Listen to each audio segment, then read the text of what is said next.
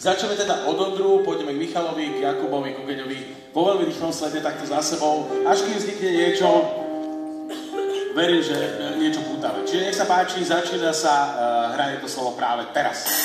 Geňa vyšel z obchodu a chtěl si koupit jiné vysvědčení.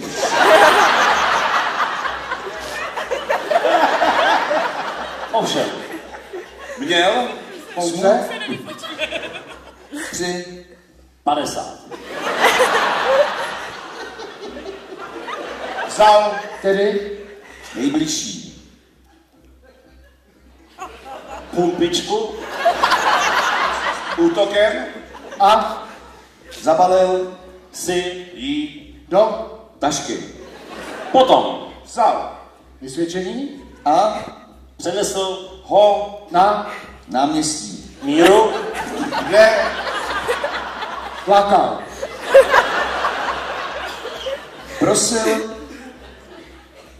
maminku i Tetu pana, majora, aby pomohli s jeho známkami příšernými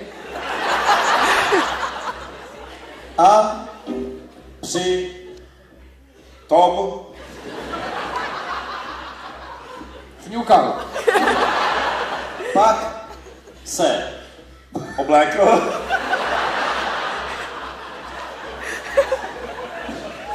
Do červených štulpen a takto vymoděný vyrazil na důchodkyně.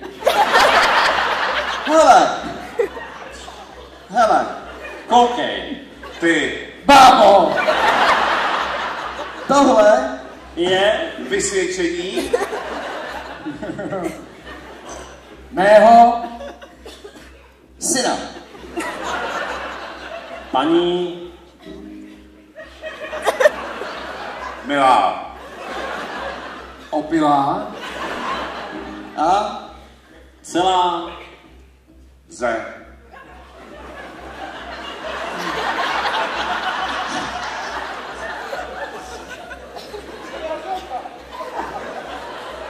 Oni byla opilá a třeba ze žraná.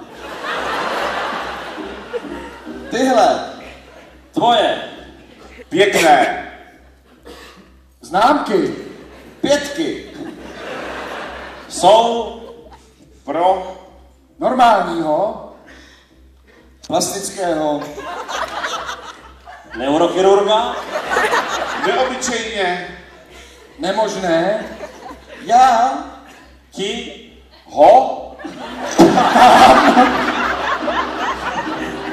tam zašroubuju. já